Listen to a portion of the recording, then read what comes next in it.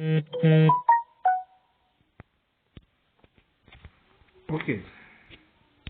today I'll be walking you through on how to create folder on OneDrive using the mobile app.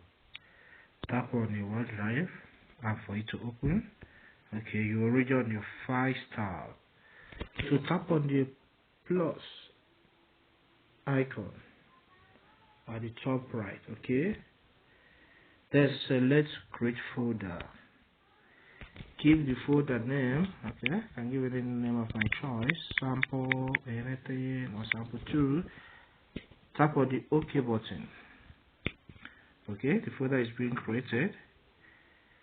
It's a process.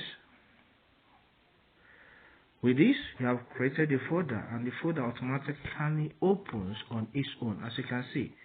Okay, I gave it the name SAMP2, so it has already opened. So if I want to upload any file, I will go on with it by tapping on the plus sign at the top.